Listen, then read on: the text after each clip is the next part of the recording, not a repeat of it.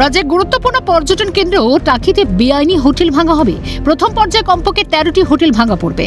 স্থানীয় পুরসভা প্রশাসন বেআইনি হোটেলের তালিকাও তৈরি করছে। এইসব বেআইনি নির্মাণের সঙ্গে ট্রান্স বর্ডার ক্রাইম জুড়ে রয়েছে বলে ধারণা পুলিশের।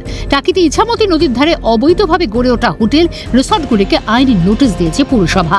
বিগত তৃণমূল সরকারের আমলে এলাকায় মানুষ বহুবার বেআইনি নির্মাণের বিরুদ্ধে অভিযোগ জানিয়েছিলেন। তখন তৃণমূল সরকার কোনো পদক্ষেপ গ্রহণ করেনি বলে অভিযোগ। বর্তমানে পুরসভার নোটিশের পর হোটেল বন্ধ করে দিচ্ছেন বিভিন্ন হোটেল মালিকরা। বেআইনি হোটেলগুলি বন্ধ হওয়ায় খুশি স্থানীয় বাসিন্দারা।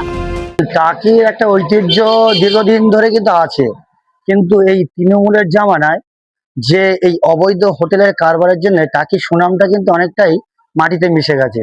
সেই জায়গা থেকে যে এই একের পর এক তালা পড়ছে, এর জন্য একদিকে যেমন এলাকাবাসী খুশি, তেমনই যারা পর্যটক যারা এখানে এসে দ্বিধাগ্রস্ত হতেন, যে পরিবার নিয়ে আসতে গেলে অনেক সামাজিক বাধা বিপত্তির মধ্যে পড়তেন, এবং এই যে দৃষ্টিকটু যে একটা পরিবেশ তৈরি ছিল, সেই পরিবেশটা তারা আশা করছেন যে আগামী দিনে থাকবে না।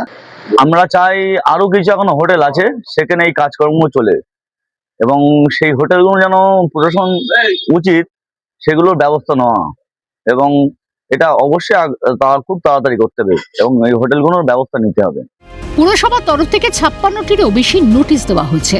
নোটিশ তোমার সারা টাকি মিউনিসিপ্যালিটিতে নদীর ধার সহ আরো তোমার যত মানে আছে তোমার কমার্শিয়াল প্লেস, বুঝলো তো, ব্যবসায়িক প্রতিষ্ঠান আছে, কারোর হচ্ছে অন্য বিজনেস আছে, কিন্তু তাদের প্রত্যেককে আমরা 56টার বেশি নোটিশ দিয়েছি, বুঝলে তো।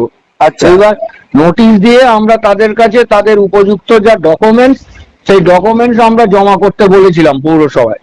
আচ্ছা, এবার যাদের আছে অনেকেই করেছে জমা, এবার আমরা সেটা ভেরিফাই করে দেখছি যে কাদের সঠিক আছে, কাদের ভুল আছে, কারো বাড়িয়েছে কিনা প্ল্যানের ছাড়া, এইগুলো দেখা হয়েছে। হয়ে তার যে রিপোর্ট আমরা চিফ সেক্রেটারি এবং ডিএম আমাদের কাছে জানতে চেয়েছিলেন, ওগুলো আমরা পাঠিয়েছি। কাগজে আমরা মিল পাচ্ছি না, এবার তাদের নোটিশ দিয়ে আমরা জানিয়েছি তারা কর্তৃপক্ষের সাথে যোগাযোগ করুক, অন্যথায় প্রশাসনিকভাবে যা ব্যবস্থা নেওয়ার প্রশাসন সেটা নেবে। প্রশাসনিকভাবে কি হয়েছে, বোধহয় কোনো কেস ফেস আছে, সেইগুলোর জন্য বন্ধ আছে।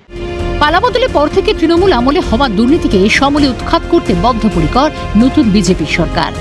সত্যজিৎ মুখোপাধ্যায় এবং শামীম মোল্লা রিপোর্ট, ক্যালকাটা নিউজ।